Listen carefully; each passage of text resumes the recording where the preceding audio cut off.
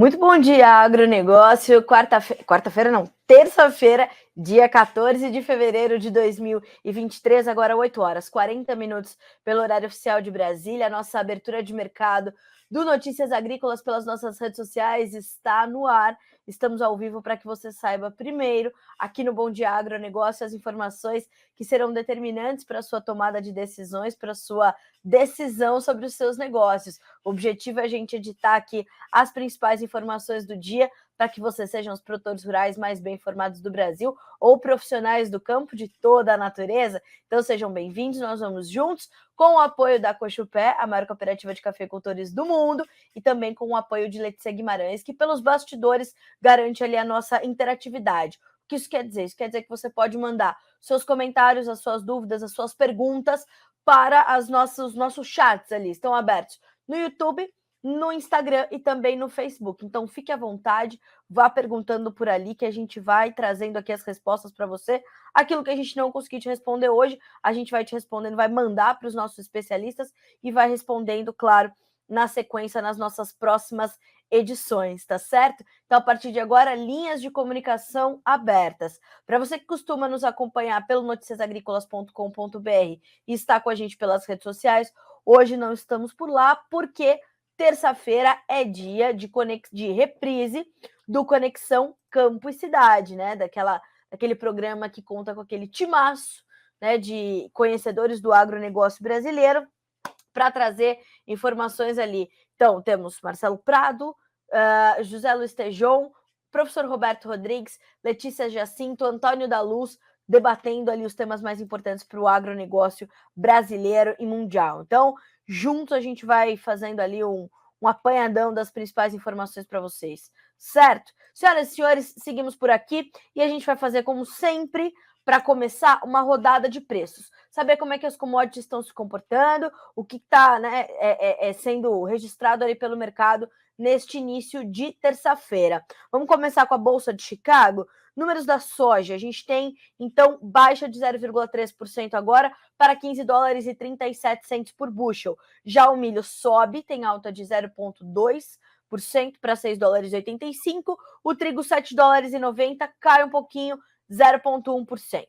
Ainda na Bolsa de Chicago, o óleo de soja sobe 0,4% para 60 cents, mais 40 por libra-peso. O farelo de soja cai 0,9 para valer 499 dólares e 70 cents por tonelada curta. O farelo de soja é um dos nossos destaques hoje, já que ontem superou 500 dólares por tonelada e registrou ali os maiores níveis nos últimos anos. A gente vai falar sobre isso já, ali na sequência das nossas manchetes dessa terça, tá? Então fica aí, se você quer saber mais sobre o mercado do farelo, fica com a gente que a gente tem mais informações para você na sequência. Bom, vamos falar também na Bolsa de Nova York, onde o café tem alta de 1,2% agora, para 1 dólar e 78 mais 83 por libra-peso.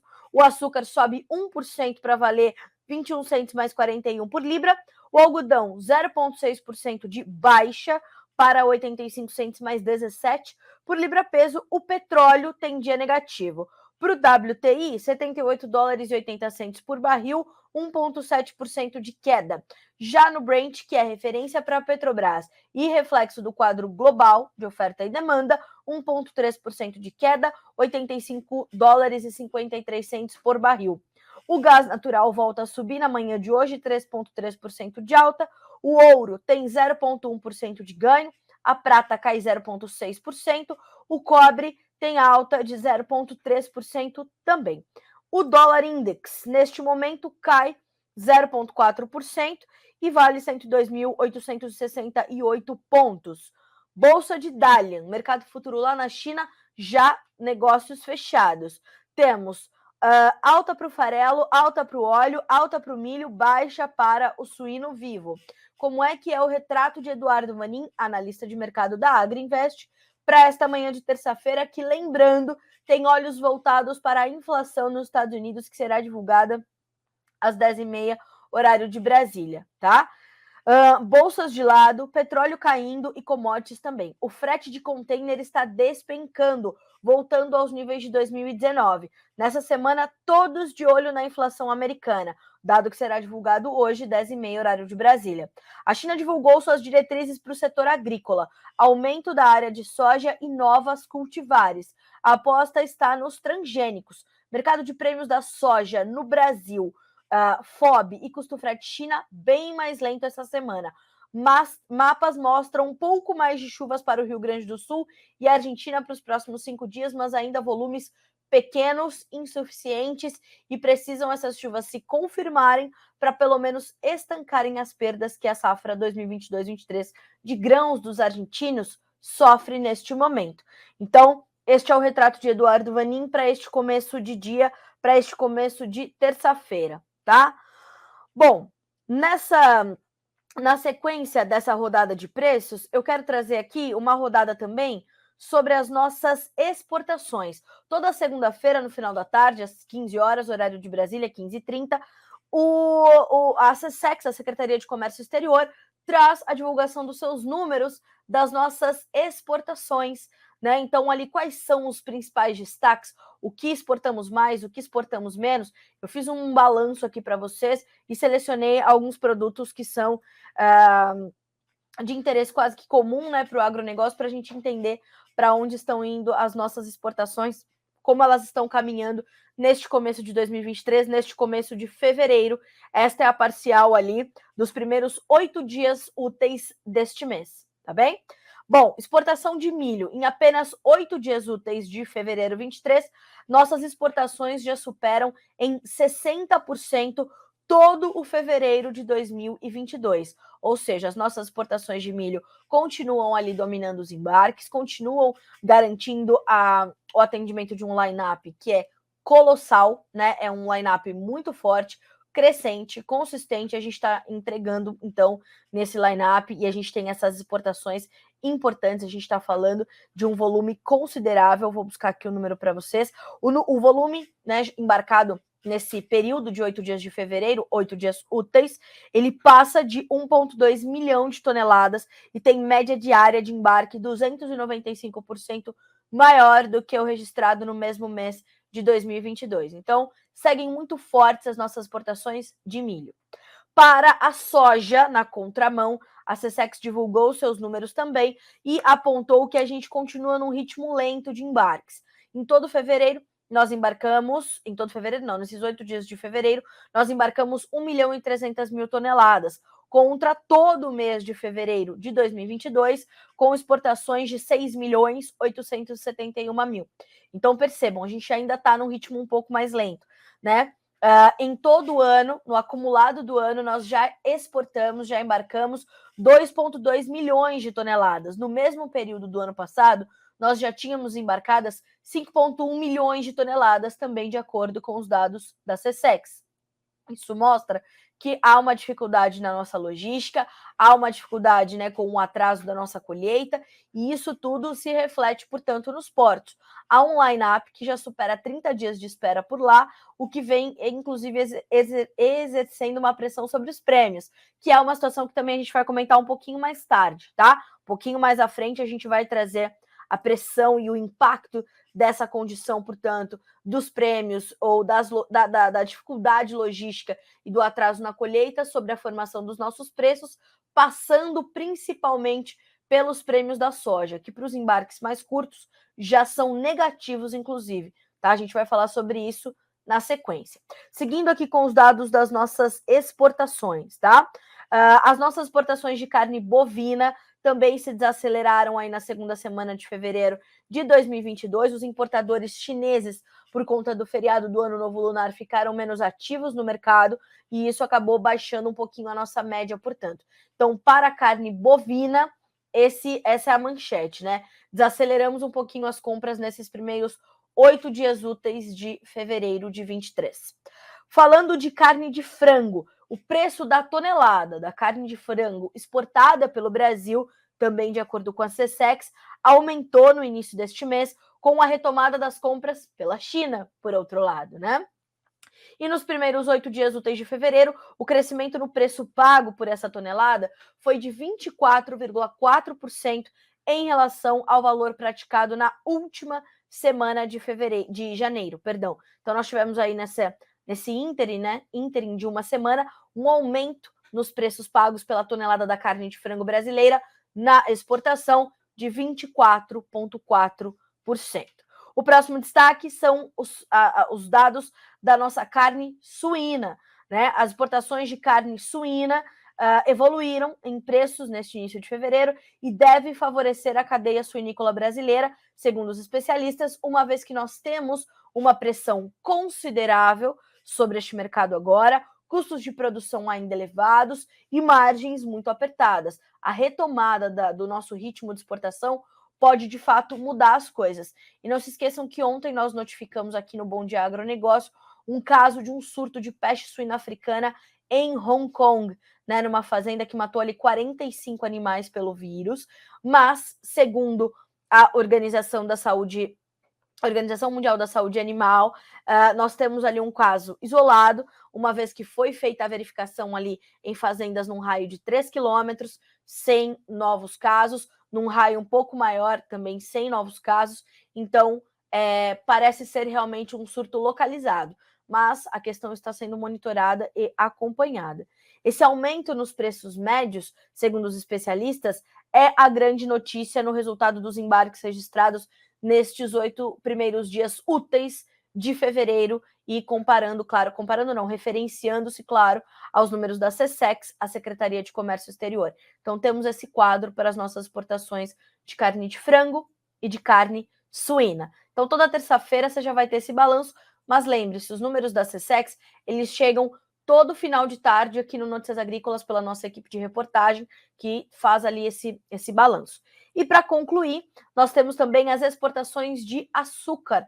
A apuração mostra que fevereiro de 2023 começou com uma média diária de exportação de açúcar 30% menor do que no mesmo período do ano passado. E dados da Secretaria mostram ainda que o faturamento acumulado de mais de 218,4 milhões de dólares é o registrado até este momento. Então, apesar de nós termos aí, né, uma média diária menor, a gente tem uma receita considerável ainda gerada pelas nossas exportações de açúcar, tá? Então, estes são números importantes aí para a gente começar a terça-feira, números que mostram, né, em suma, força ainda no milho, lentidão na carne bovina, na soja e no açúcar, e preços melhores pagos pela carne suína e de frango. Em suma, é isso que mostram os dados da SECEX para esta semana nas nossas agroexportações, Secretaria de Comércio Exterior, tá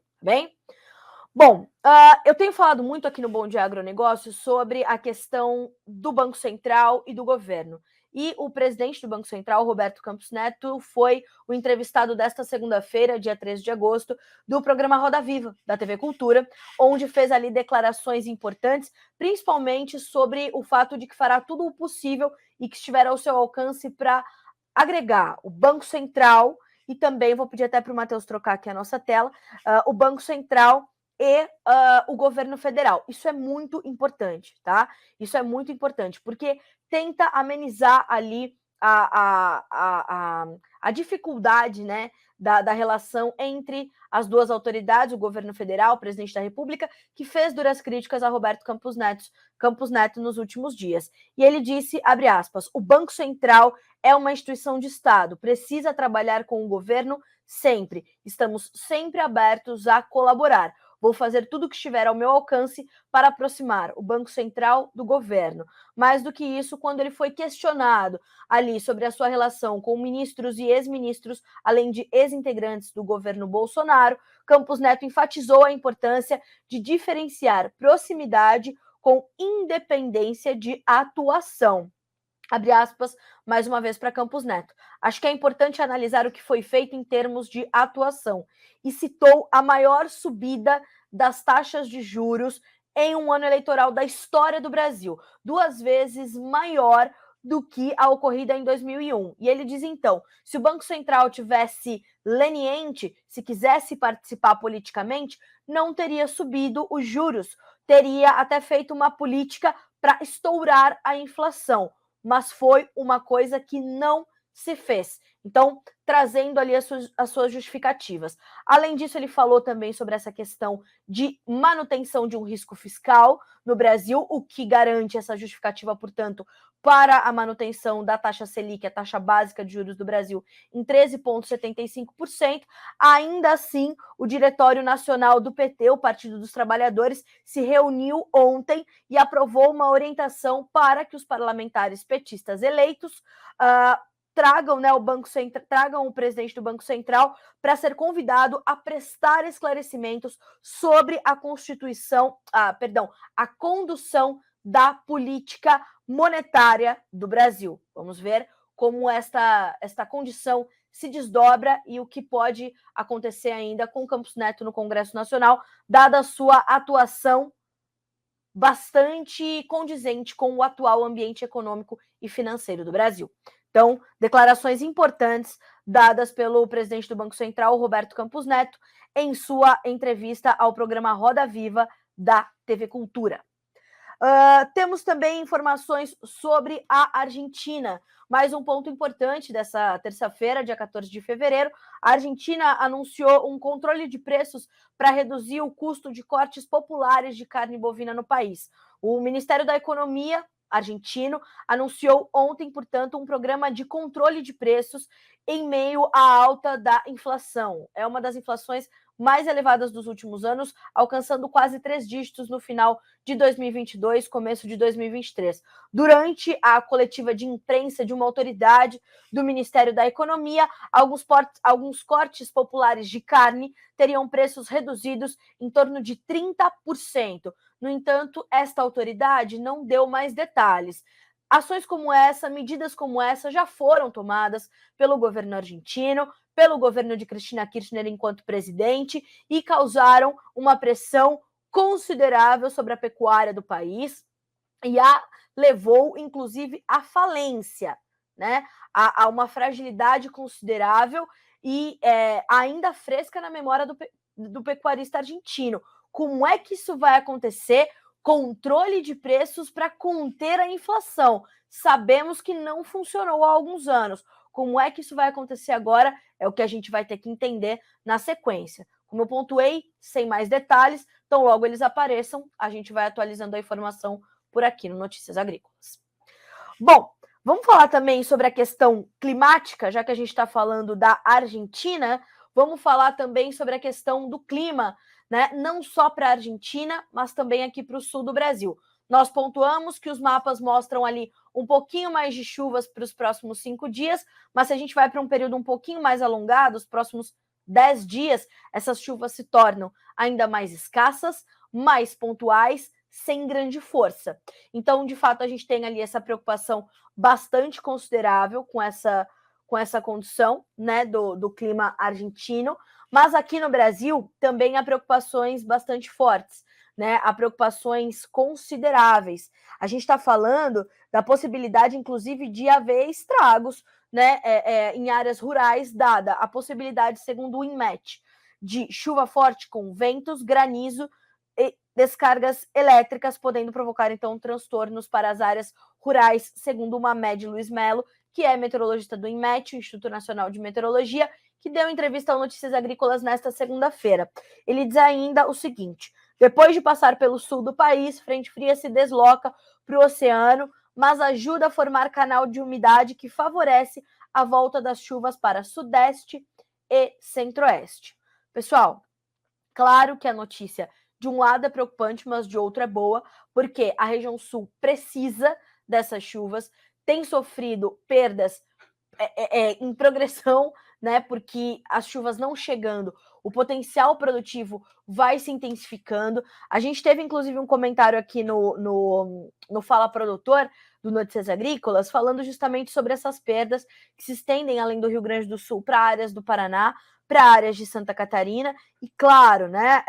Inclusive, o comentário é de Júnior César Gottens, de São Martinho, no Rio Grande do Sul, e ele afirma que a quebra da safra do Rio Grande do Sul pode ser de mais de 12 milhões de toneladas, né, na sua perspectiva, e traz essa necessidade, portanto, de uma recomposição climática o quanto antes. A gente não pode esquecer que os gaúchos estão perdendo a terceira safra seguida, né? Principalmente para milho. Milho verão é uma tristeza só. Então, essas são as previsões. A gente está monitorando.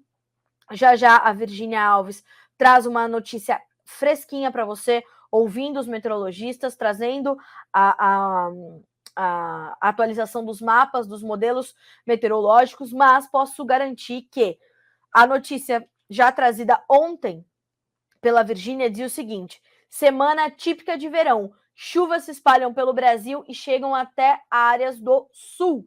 Temperaturas seguem elevadas no Rio Grande do Sul e chuvas podem chegar com intensidade nos 3 estados da região. Então, vamos ficar de olho e veja só o que diz a Virgínia. As pancadas de chuva devem acontecer ainda de forma isolada e com risco de rajadas de vento chegando a 60 km por hora, tá? Com relação ao volume de chuva, o modelo Cosmo do INMET prevê o acumulado mais expressivo, no entanto, em áreas do Sudeste, São Paulo e Rio de Janeiro, além de pontos isolados de Minas Gerais. A tendência é de que as chuvas ganhem intensidade, aumentando os volumes a partir de amanhã, principalmente no sul mineiro, tá certo? As áreas de instabilidade também favorecem as chuvas no centro-oeste do Brasil. Aí me preocupa porque chove demais, como é que se colhe, né? Os volumes previstos são baixos, mas devido às altas temperaturas, não estão descartadas pancadas no final do dia. Abre aspas, aumento das nuvens de chuva entre tarde e noite e temporais no sul e oeste de Mato Grosso do Sul e do Goiás. Em Brasília, as pancadas podem vir com moderada a forte intensidade, mas de forma localizada. Então, chuva, semana de chuva, tá certo? Estamos de olho, estamos monitorando e acompanhando, tá? Não dá para desviar os olhos dos modelos climáticos. A gente tem uma condição muito séria, principalmente para essa condição da colheita, e é para isso que eu já vou puxar o meu gancho, né? Ontem, em entrevista ao Notícias Agrícolas, o Mário Mariano, que é diretor comercial da Novo Rumo e da AgroSoia, trouxe essa condição dessa pressão sobre os prêmios que vem sendo exercida pela nossa dificuldade logística e pelo line-up de espera que temos ali nos portos brasileiros, que ultrapassa 30 dias, o que gera um custo muito forte para o importador, né? É o chamado demurrage, é altíssimo o valor que você paga ali para ficar no porto, sem conseguir embarcar. Nós temos dificuldades climáticas e nós temos, claro, o atraso da nossa colheita.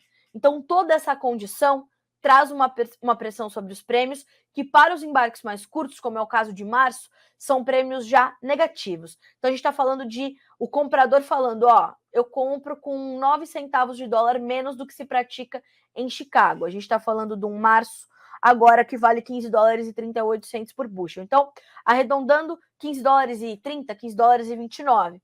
Ainda é um bom preço, mas o prêmio já está negativo, o que tira um pouquinho do preço final para o produtor, principalmente quando ele vai liquidar no interior do Brasil, que ele vai ter todas as despesas logísticas que aumentaram demais, o custo do frete, né? Interno está muito caro, embora os fretes marítimos estejam mais baixos, o que ajuda a trazer algum equilíbrio, mas quando a gente fala de formação de preço para o produtor brasileiro, a gente tem alguma pressão nesse momento, porque nós temos a chegada iminente da oferta, mas principalmente porque nós temos essa dificuldade na colheita e essa dificuldade logística. Então, tudo isso vai exercer essa pressão sobre os prêmios. Chicago tem encontrado ainda um suporte importante, né? Apesar dessa maior oferta que vem no Brasil, vem uma oferta menor na Argentina e a gente tem essa compensação, essa sustentação no último relatório mensal de oferta e demanda. O USDA, o Departamento de Agricultura dos Estados Unidos, corrigiu para baixo em 5 milhões de toneladas a oferta global, né? Ou a safra global de soja, porque corrigiu para baixo a safra argentina e manteve a safra brasileira. A safra brasileira está estimada pelo USDA em 153 milhões de toneladas. As consultorias privadas por aqui falam em 150. A Conab, a Companhia Nacional de Abastecimento, 152,9. Esse número já perdeu um pouco da importância, fecha aspas, mas agora o que se observa é justamente essa colheita. Quando é que toma ritmo? Quando é que ganha força e essa oferta chegará efetivamente ao mercado? É isso que a gente está buscando entender. Diante disso, a gente tem essa condição para os prêmios, a gente tem um Chicago sustentado e a gente tem a condição do dólar completamente volátil, né? Testando quase 5,30 na semana passada, essa semana caiu ontem e hoje volta a recuar. R$ 5,15, uma baixa agora de 0,6%. Ontem, Mário trouxe ainda um cenário bastante importante, uma pontuação bastante importante, eu diria, que é o seguinte: nós teremos no Brasil diversos cenários distintos para a formação de preços e para a efetivação de negócios com a nossa soja, né? 1, por este atraso na colheita, 2, pelas perdas no sul, 3, pela questão dos prêmios, 4, pela questão dos fretes, 5, pela questão do dólar, 6, pela questão do comportamento da demanda. O que nós temos visto agora? A gente tem uma demanda presente, a gente tem uma demanda forte, mas a gente tem uma oferta maior e uma soja pouco comercializada, cerca de 30% também na avaliação ali do Mar Mariano, né? Então a gente está num momento de definição dessas condições. Perceba como a gente tem um Brasil diverso na hora de entender o mercado da soja. É mais ou menos por aí que a gente está observando e que está buscando entender, portanto. Então, atenção, olho vivo, estratégia, planejamento comercial. Bolsa de Chicago. Bolsa de Chicago está olhando para a conclusão da safra da América do Sul, mas aí é o que já te puxa para a minha próxima manchete, que é a questão do farelo de soja. Vamos trocar a tela para a gente falar sobre isso. O que acontece nesse momento? O farelo ainda é o elo forte desse mercado. Tanto que ontem, né, alcançou ali registrou, né, os contratos futuros de farelo de soja negociados na Bolsa de Chicago atingiram seu nível mais alto em quase 9 anos na sessão desta segunda-feira e continuam com essa força bastante considerável vinda da condição argentina. Essa seca mantém, então, o potencial produtivo sendo perdido, menos matéria-prima para ser processada, menos volume de farelo e de óleo sendo entregue ao mercado. Diferente do óleo, que tem substitutos, que tem outros concorrentes, como óleo de palma, como óleo de girassol, como óleo de milho, óleo de amendoim, a gente não tem um substituto direto e do mesmo potencial, com as mesmas características para o farelo. Então, essa diminuição da oferta argentina, que é o maior exportador global deste produto, dá essa sustentação às cotações. Hoje é um dia de realização de lucros para o mercado, mas em linhas gerais o mercado do farelo está muito sustentável.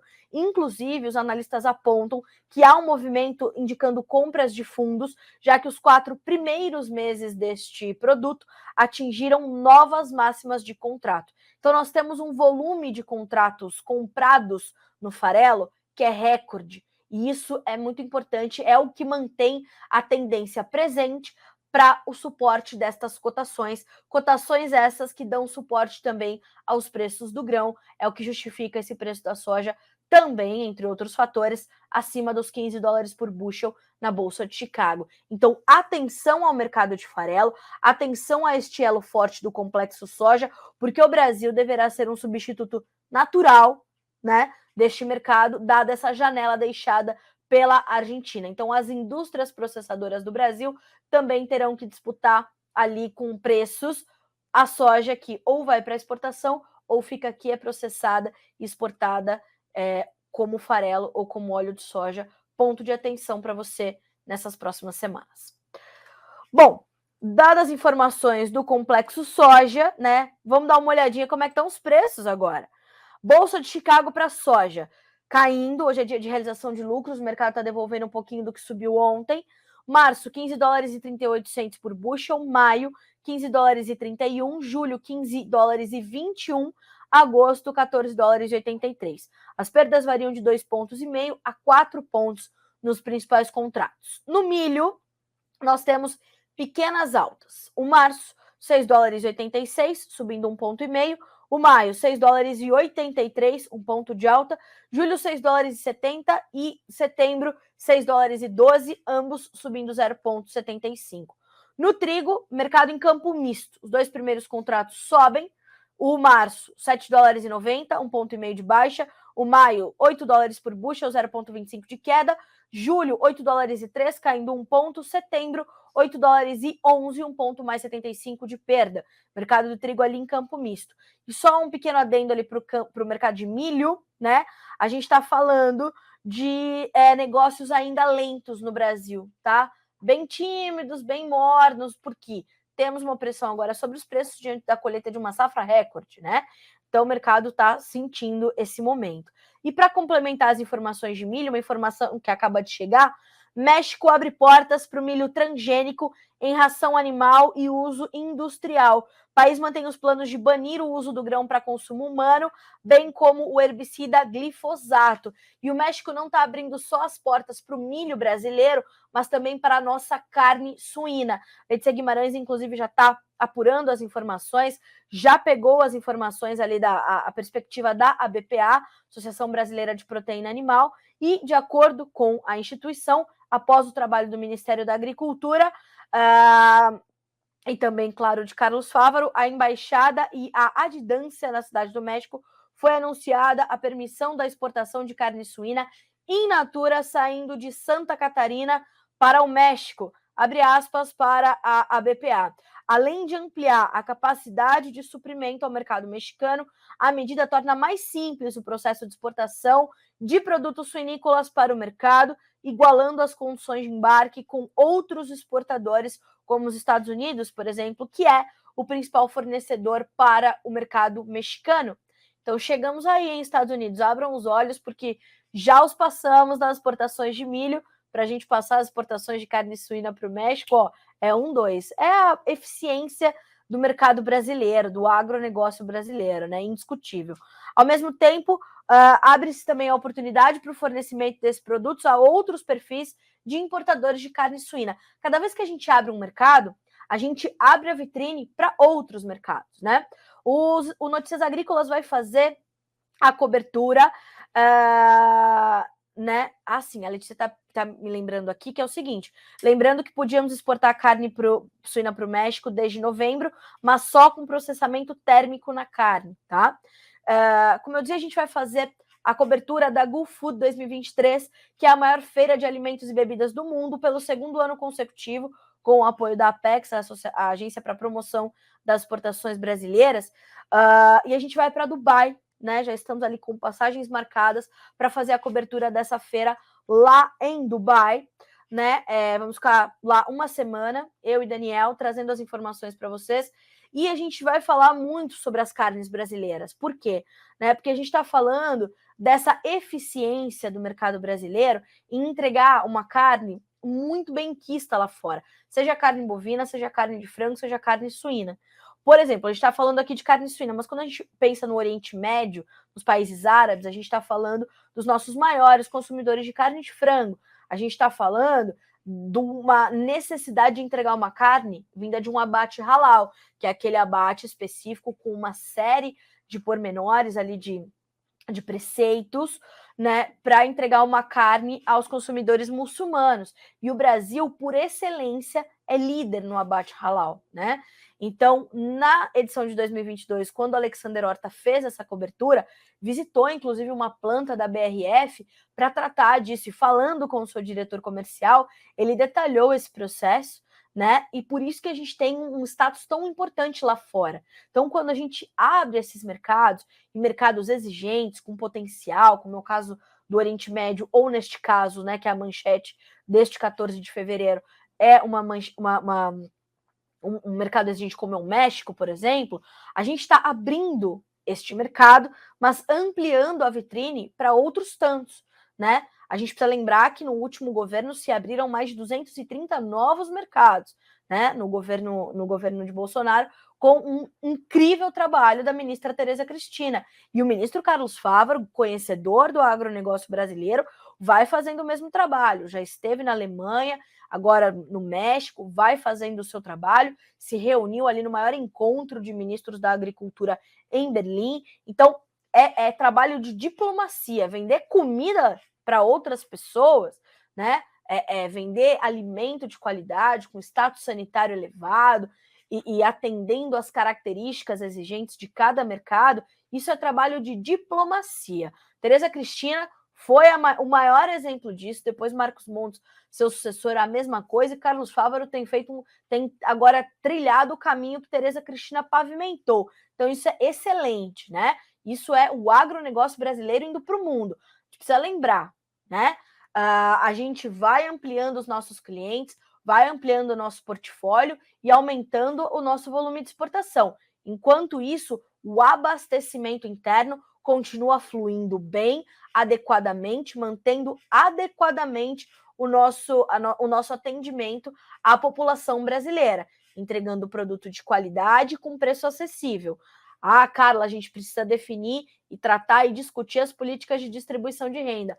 Fato. Como é que o governo federal vai fazer isso? Como é que está o plano do senhor Luiz Inácio Lula da Silva e da sua equipe ministerial para gerar empregos, dar dinheiro para essas pessoas, prosperidade, elas poderem ir ao mercado fazer sua compra do mês, tá? Sem sofrer com a insegurança alimentar. É para isso que a gente está trabalhando. Mais oferta de alimentos, dessa forma chega mais acessível ao consumidor final. Parabéns para você, produtor rural, que está fazendo esse trabalho. Bom, pessoal, perguntas, dúvidas, mandem para cá, tá? Vão mandando, a Letícia tá ali filtrando tudo para que eu possa ir trazendo as respostas para vocês por aqui. Carla, fala mais sobre suíno, sobre frango, sobre etanol, sobre açúcar. A gente vai aqui seguir com as nossas manchetes, mas se quiser ir mandando as suas perguntas, por favor, fiquem à vontade. Bom, falamos então das nossas carnes, falamos aqui do nosso novo cliente diferenciado agora, né, com outras premissas e com mais facilidade, mais competitividade, os mexicanos, né?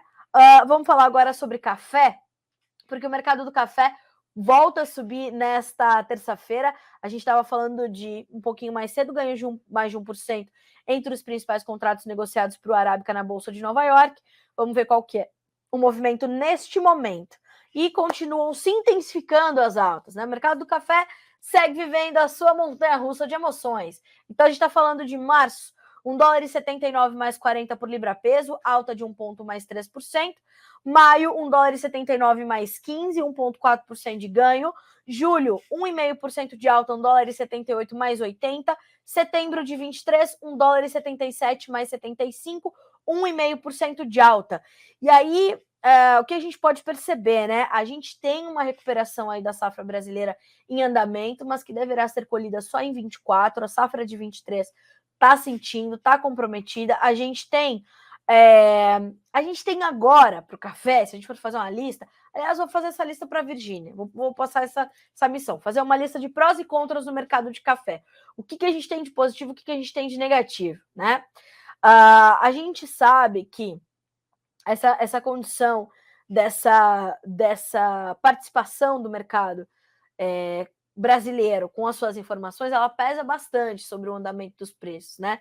E o que a gente pode perceber é que as informações que chegam ainda ao mercado internacional nesses últimos meses, ou nessas últimas semanas, melhor dizendo, é de que fato a gente tem ali né, uma recuperação lenta e gradual da produção de arábica depois de tudo que sofreu nos últimos 2 anos. Foi cruel para o cafeicultor brasileiro, tem sido ainda colher essa situação, mas o que a gente pôde trazer de resumo ali da FEMAGRE, as expectativas são bem melhores, o cafeicultor já está respirando com um pouco mais de fôlego, o mercado já está entendendo isso, está precificando as altas agora de mais de 1%.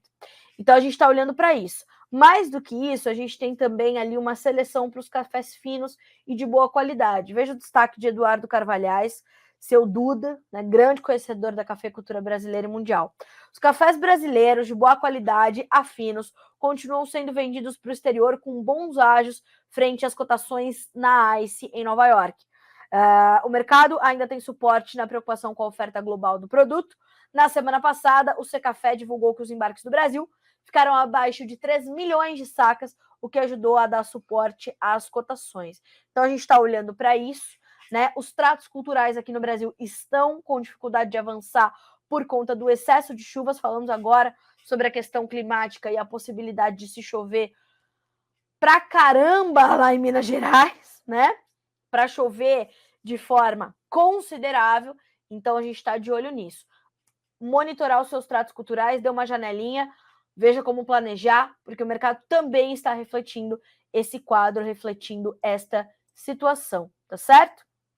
Seguimos por aqui. Bom, café em alta, vamos falar do mercado de açúcar. Ontem, Jonathan Simeão trouxe uma entrevista importante com Lívia Coda, que é analista de açúcar e etanol da Hedgepoint Global Markets, apontando que devemos virar os nossos olhos para a Ásia, já que o El Niño, que está previsto para chegar aí na sequência do Laninha, o agricultor mundial não tem um segundo de paz, não é? E a gente vê aí o El Niño podendo cortar as chuvas durante o desenvolvimento da safra de cana-de-açúcar na Ásia, impactar o final da colheita no Brasil e dar suporte ao mercado. Claro, sofre o agricultor, o preço vai reagir imediatamente. É essa a situação que nós temos. Ainda segundo a Lívia e a Hedgepoint Global Markets, as precipitações têm beneficiado as lavouras da safra 2023-24 no sul do Brasil, que começará a ser colhida em abril. O mercado também está atento para a macroeconomia e as oscilações do petróleo. O petróleo tem se mostrado muito volátil, né? Nessa semana e nas últimas também. O que nós podemos perceber? Ontem subindo, puxou o óleo de soja, puxou o açúcar e tal. Hoje volta a cair, tem baixas consideráveis o petróleo e segue essa oscilação muito forte. Essa movimentação do petróleo está muito ligada, é claro que aos seus fundamentos de oferta e demanda, mas principalmente à questão econômica global. Vamos ter uma recessão, não vamos ter uma recessão? A economia chinesa, americana, da União Europeia, quanto crescerão essas economias? Os três principais motores da economia global. Então está tudo muito conectado e nessa conexão vai a volatilidade. Um dia sai um dado positivo, um dia sai um dado negativo. A China reabriu, a União Europeia contraiu o PIB, tudo isso deixa o mercado muito volátil, mãe/pai de todas as commodities. Nesse ambiente, pode apostar que segue a volatilidade, não tem outro caminho a não ser esse. No caso do etanol, incerteza no mercado doméstico, principalmente em relação aos impostos federais e estaduais, continua fazendo com que as usinas fixem mais açúcar. Isso já vinha sendo apontado desde o começo do ano, quando Lula assinou o decreto no seu ato de posse para desonerar os combustíveis dos impostos federais por 60 dias. Termina agora no final de fevereiro. O que acontece na sequência? Outro ponto de atenção quando o assunto é mercado de combustíveis e que vai impactar no mercado de energias de uma forma geral e, portanto, nas matérias-primas também. Ou seja, cana-de-açúcar para fazer etanol, milho para fazer biodiesel, etanol de milho e soja para fazer biodiesel, tá? Esses três vão sentir. A indústria brasileira vai sentir. Como? Principalmente, olhando olho vivo na política de preços da Petrobras, qual vai ser a interferência do governo. O CEO da estatal, recém-possado, Jean Paul Prats, afirma que a política de preços da Petrobras é um assunto do governo, vamos ver como vai ficar, e também a condição da mistura de biodiesel, tá? Quanto é que vai ficar a mistura de biodiesel? Então, para o mercado de energias, olhar para tudo isso. Até final de março, vamos de B10. Depois vamos para onde? B14, B15? Quando? Qual vai ser a previsibilidade da indústria? Ainda não foi lhes dado. E a indústria, a Probio, o Brabio, a Biov estão cobrando. Já trataram com o Ministério de Minas e Energia. Senhor Alexandre Silveira, vamos para onde, né? Com a mistura do biodiesel. Então, tudo isso está muito ligado. Mercado de energias é um outro mercado para a gente ficar muito atento nesse começo de 23 e para todo o ano, na verdade.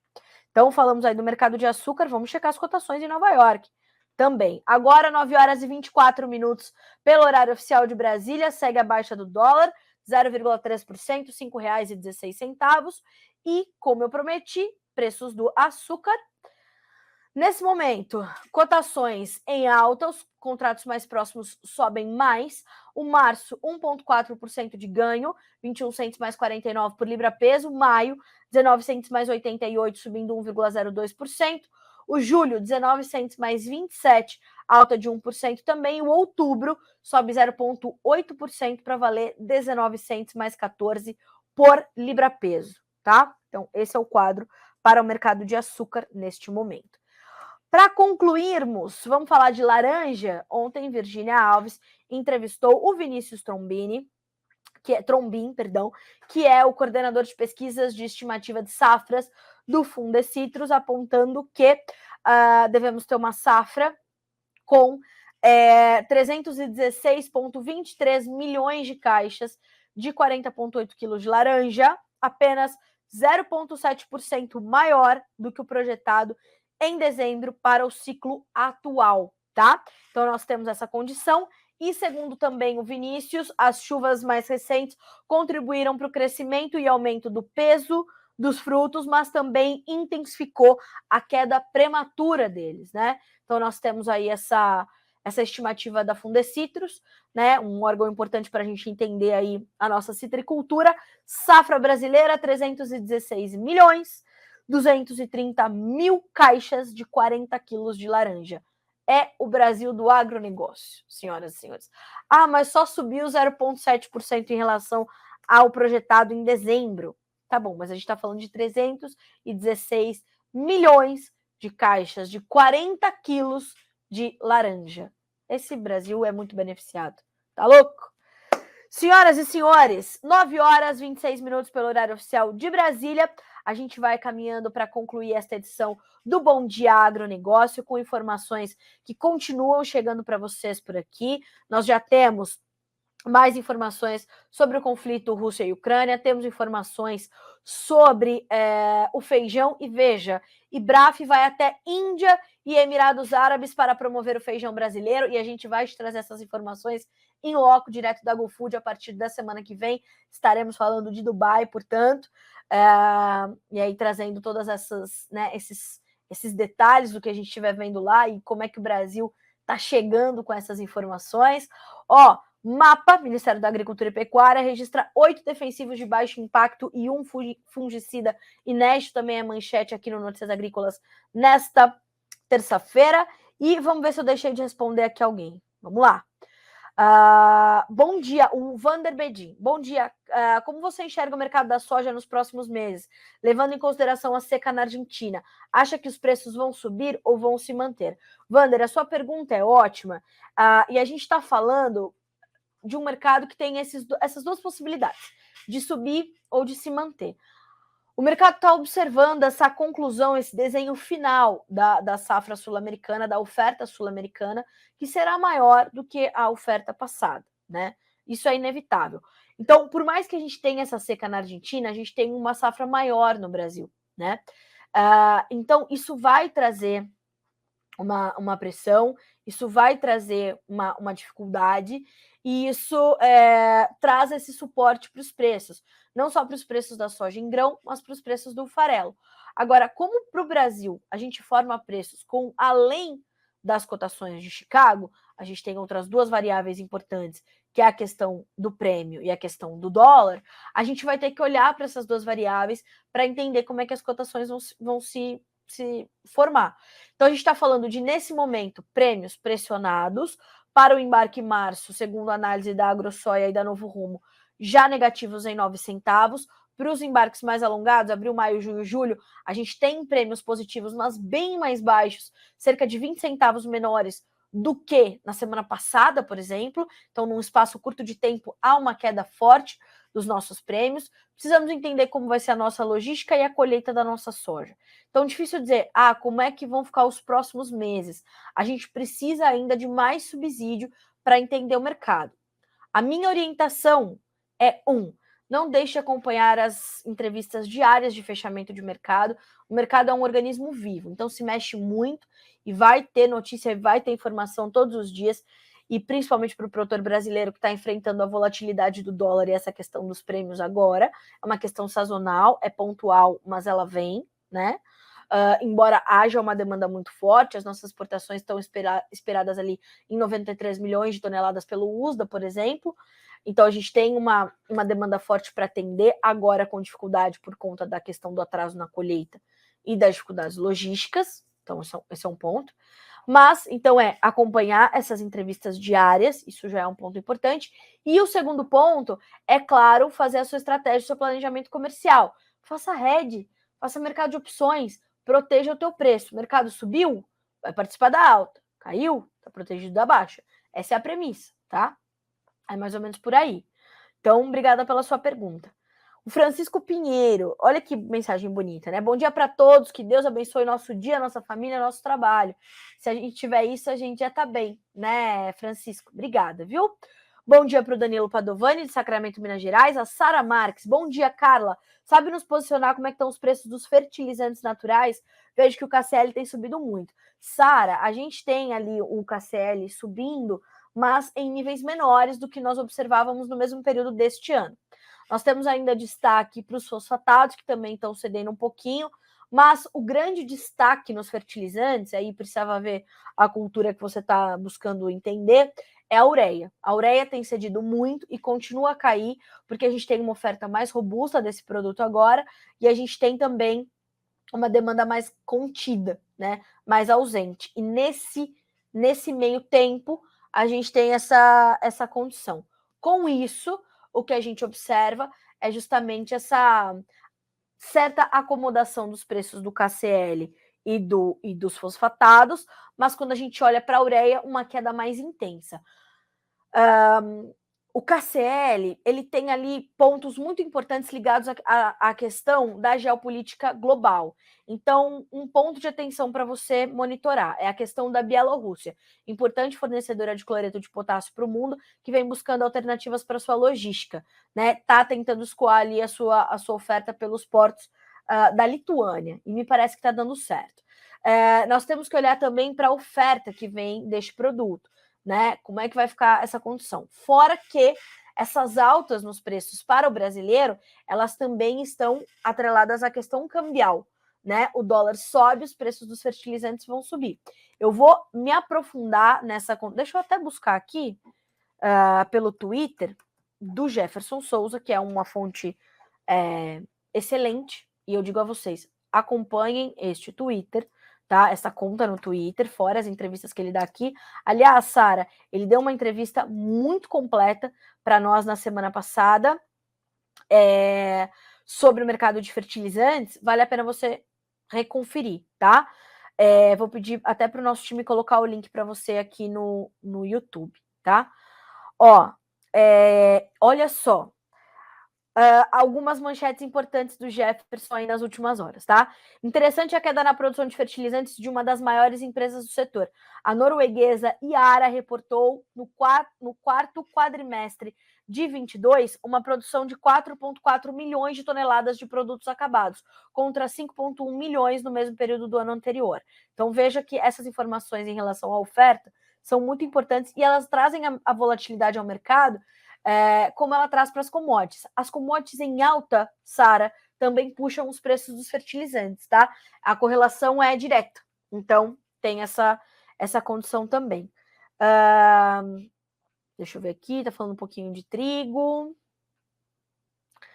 Eu acho que a gente pode destacar essa condição da Yara para ti, viu, Sara? E essa condição desse entendimento, né? Desse quadro de oferta e demanda mais o câmbio, tá? Para o KCL. Então, vamos vou buscar ali um pouco mais de informações sobre este produto especificamente, te trago nas próximas edições. Combinado assim? Vamos lá. Bom dia para o Alex Pietrovski, de Boa Esperança, no Paraná. A Dona Neuza de São Paulo, bom dia. Ibaiti, no Paraná, o Jair Teixeira de Alcântara. E o Mozart Augusto sempre conosco também. Bom dia, Mozart. Obrigada pela gentileza. Senhoras e senhores, muito obrigada pela companhia, né, de vocês nessa manhã de terça-feira. Sempre bom dividir minhas manhãs com vocês. Então, continuem participando, continuem divulgando o Bom Dia Agronegócio, que o nosso objetivo é justamente chegar cada vez mais longe com as nossas informações e alcançar cada vez mais produtores para que eles possam tomar boas decisões e fazer bons negócios. Vou te convidar a acompanhar uma entrevista que vai acontecer agora às 10 horas, horário de Brasília, com Antônio da Luz, economista-chefe do Sistema Farsul, para falarmos sobre essa questão de Roberto Campos Neto, a autonomia do Banco Central e toda essa situação com o governo Lula, tá? É importante ter isso no teu monitoramento, tá? Por quê?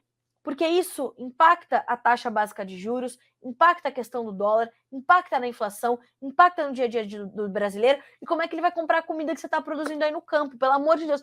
Isso faz parte do seu dia a dia, tá? Bom dia, estou na Argentina, tem 2 dias, as perdas aqui são bem diferentes dos relatórios que estão mostrando, nos diz o Wesley Pereira. A situação aí é muito séria. Mas, Wesley, você vai ver que a situação é completamente irregular. Há províncias e províncias. Não é boa. A safra não é boa, tá? Não é isso que estou dizendo. Mas nós temos uma irregularidade, que é uma marca muito forte da safra 22-23 da Argentina, tá? Obrigada por dividir conosco. Volte aqui nos próximos dias, continue percorrendo aí as lavouras e mandando informações para nós aqui no Bom Dia Agro, tá? Isso é muito importante. Obrigada.